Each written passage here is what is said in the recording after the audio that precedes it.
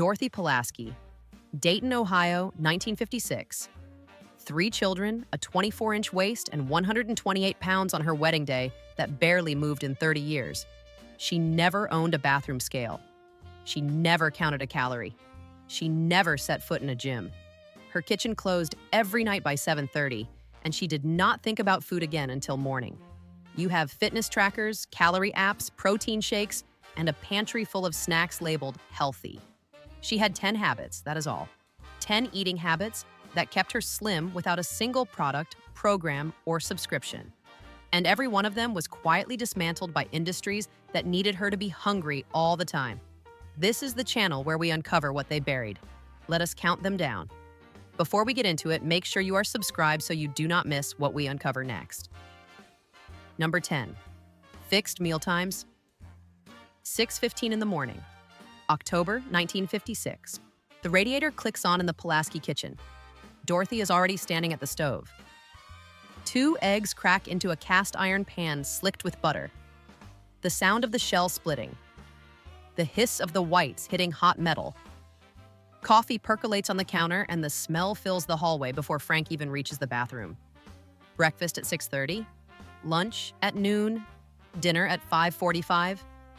Every day, no discussion. This was not Dorothy's invention. It was the rhythm of an entire country. The National Bureau of Economic Research documented American meal patterns going back to the 1920s. 3 meals a day, eaten at roughly the same times, in roughly the same places. The body adjusted. Hunger arrived on schedule, like a train, and it left on schedule too. Modern chronobiology confirms why this worked. A 2017 study published in the journal Cell Metabolism found that irregular meal timing disrupts circadian insulin signaling and increases fat storage independent of total calorie intake. Dorothy's body expected food at 6:30, at noon, at 5:45. It prepared for it. It processed it efficiently. Then it stopped asking. Today, the average American eats on no fixed schedule at all. The meal kit industry alone is worth $11.6 billion. And its entire model depends on the idea that planning meals is too hard for you. Add the $97 billion fast food industry built on the promise that food should be available the instant you think of it. Dorothy did not need food available every instant. She needed it 3 times a day. Her hunger was not yet a market opportunity.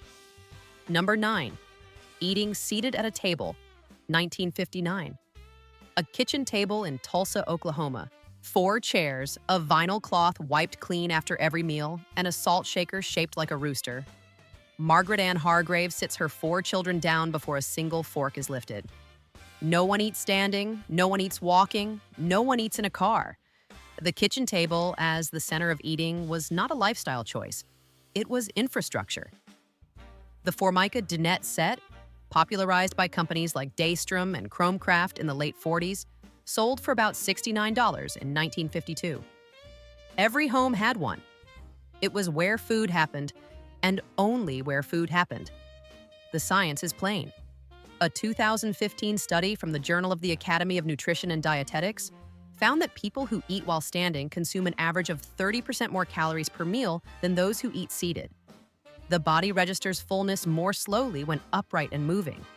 Sitting down signals the brain that a meal is occurring. Standing tells it nothing. Now consider this. The portable food container market is worth $12.4 billion globally.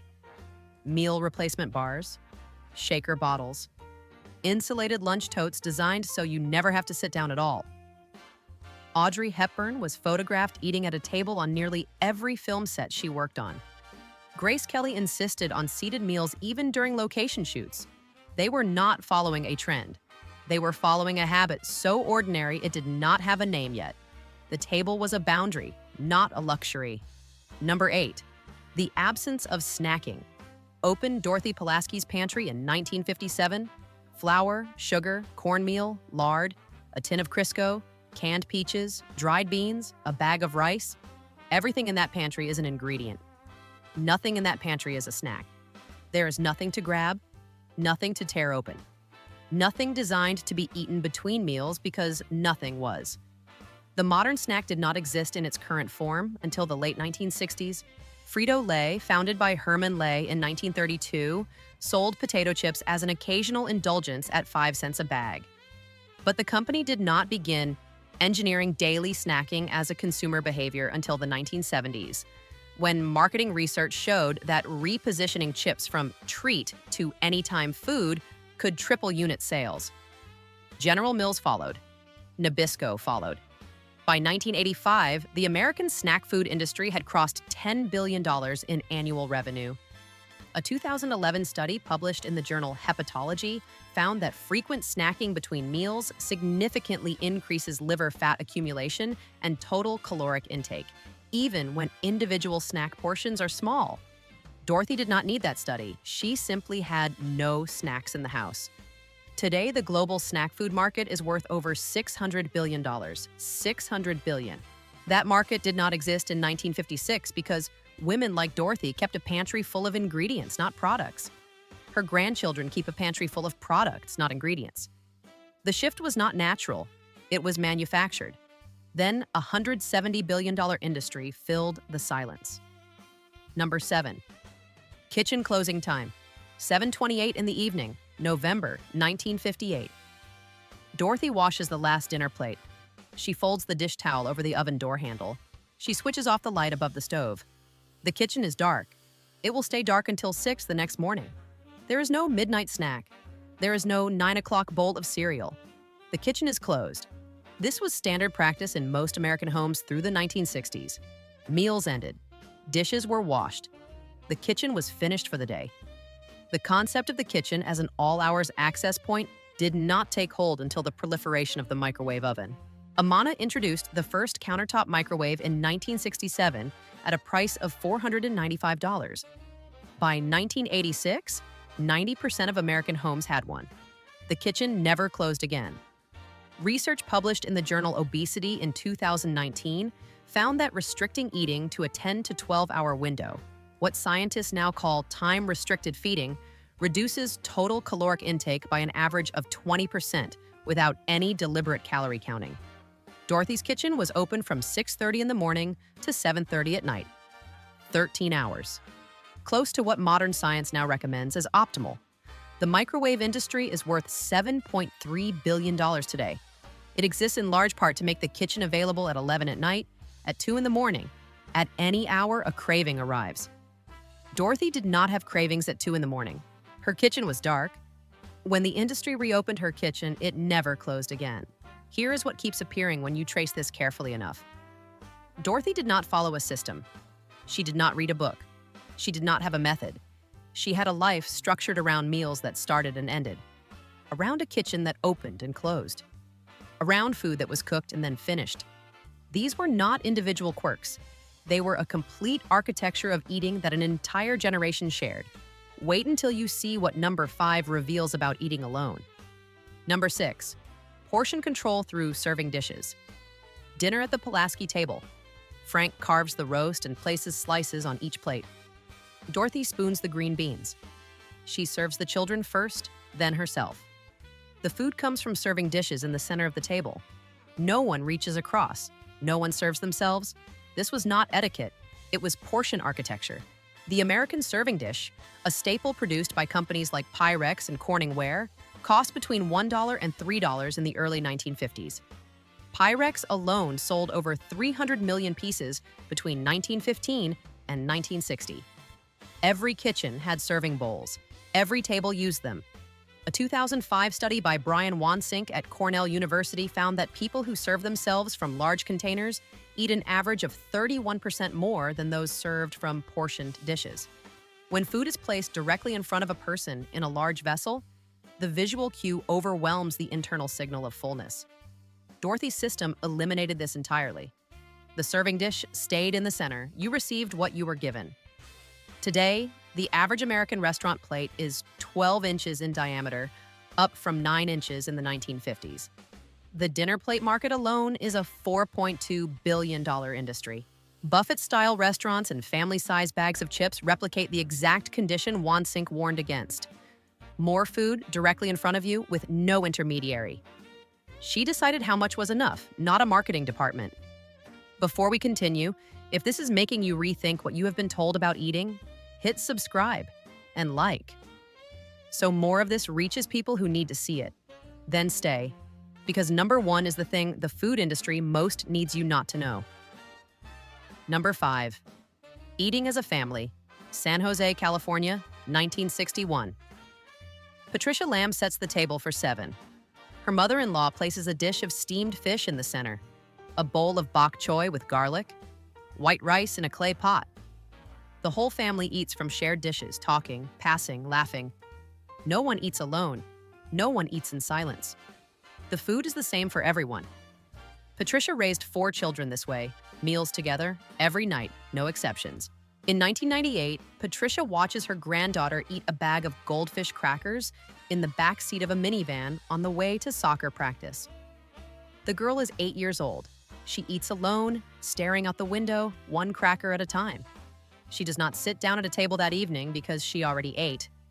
Patricia says nothing, but she folds her hands and looks away. A 2014 study in the journal Pediatrics found that children who eat family meals at least 5 times per week are 25% less likely to develop disordered eating and 35% less likely to be overweight compared to children who eat alone. Jackie Kennedy insisted on family meals with Caroline and John Jr. even during the most chaotic days in the White House. The tradition was unremarkable. It was simply what families did. The single-serve meal market is now worth over $9 billion. It is built on the assumption that people eat alone. Patricia's granddaughter is 34 now. She cannot remember the last time she sat down with more than 1 person for dinner. They did not need a nutritionist. They just needed each other. None of these habits required a gym membership.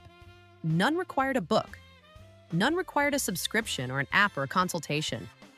They were free. Every one of them was replaced by something that cost money. The snack industry, the fast food industry, the diet industry, the meal replacement industry. These are not separate forces. They are the same engine, selling solutions to problems they created. Number 2 involves a change so simple it added hundreds of hidden calories overnight. When I started researching this, I assumed the biggest difference between then and now was what they ate. That is not what the data shows. What it shows is that the single biggest factor was not what was on the plate. It was everything surrounding the plate, the speed, the silence, the attention, the company, the ritual, and that is what the next 3 items will prove. Number 4, the speed of meals. 1963, a family dinner in Akron, Ohio. 22 minutes from the first bite to the last. No rush, no urgency. Forks set down between bites. Conversation between mouthfuls. The food was warm when it arrived, and the plates were still warm when they left. The 20-minute meal was standard in the American home through the 1960s. The American Institute of Food Technologists documented average family meal duration at between 18 and 25 minutes throughout the decade. This was not leisurely dining. This was simply eating at the speed of conversation. The science is devastating in its clarity. A study published in the British Medical Journal in 2008 found that eating quickly triples the risk of being overweight compared to eating slowly. The satiety hormone leptin requires approximately 20 minutes to signal fullness to the brain. Eat faster than that, and the signal arrives after the damage is done. The fast food industry, now worth $223 billion in the United States alone, is engineered around speed. The average McDonald's drive-thru transaction takes 3 minutes and 30 seconds. The average fast food meal is consumed in 11 minutes. Ray Kroc, who built McDonald's into a national chain beginning in 1955, said it plainly. Speed was the product. The food was incidental. Faster eating means eating more. That was the point. Number 3, no eating while doing other things. Dorothy Pulaski does not turn on the television until the dishes are done. In 1957, the Pulaski family owns a Zenith console that sits in the living room, not the kitchen. The television is for after dinner. It is not for during. Food and entertainment occupy separate rooms, separate hours, separate parts of the evening.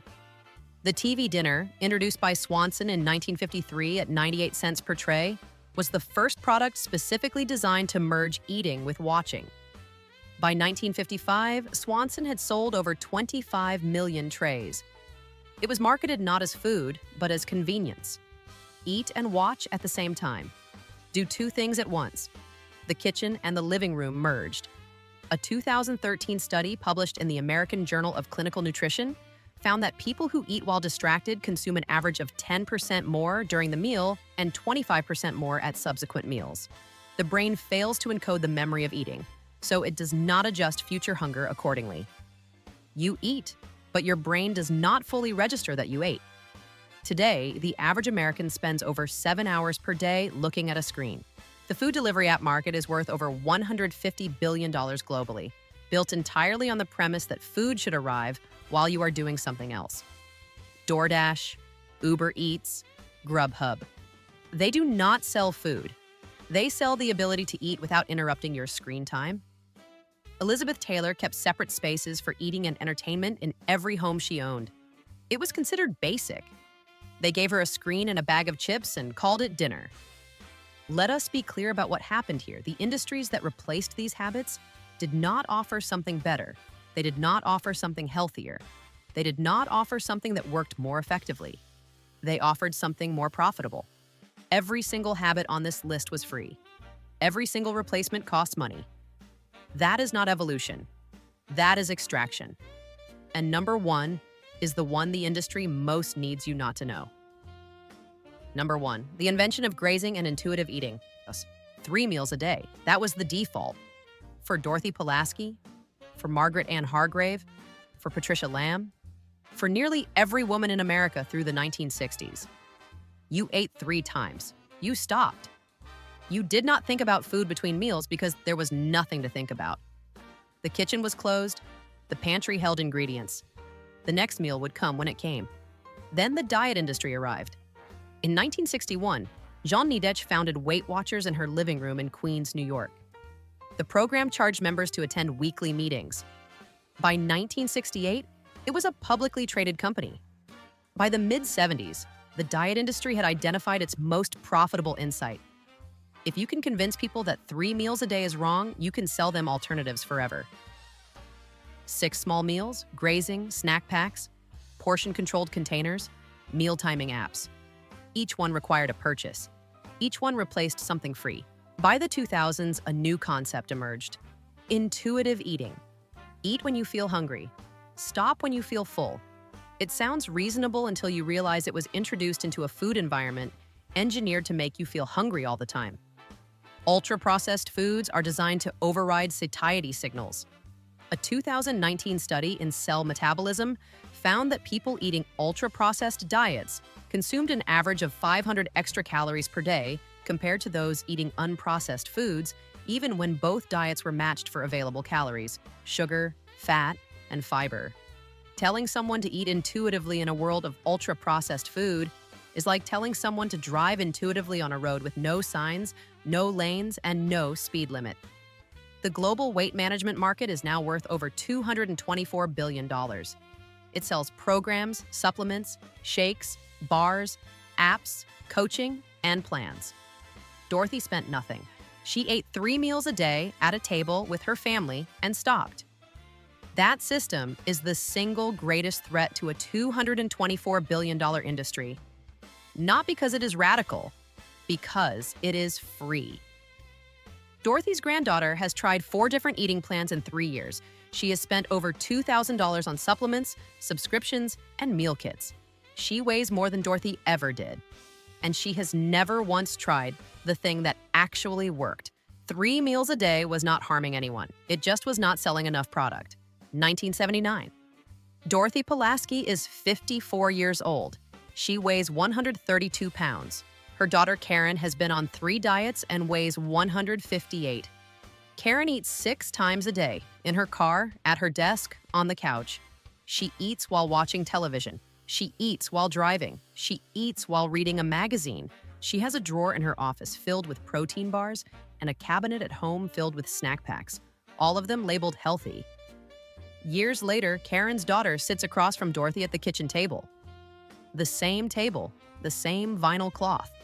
She asks the question, "How did you stay so slim?" Dorothy answers in 7 words, "I just ate at meals." The granddaughter does not understand. She has never lived in a house where the kitchen closed. Dorothy's kitchen. the dish towel folded over the oven handle. The light above the stove switched off at 7:30. That was not a diet. That was just Tuesday. 10 habits. Not one of them required a subscription, a budget, or a 10-step routine. Fixed meal times, a table, no snacking. A kitchen that closed, serving dishes. Family meals, slow eating. No screens at the table. Water from the tap. 3 meals and done. These were not replaced because something better arrived. They were replaced because something more expensive did. Which of these 10 habits did your mother or grandmother follow without thinking about it? And which one are you going to try bringing back this week?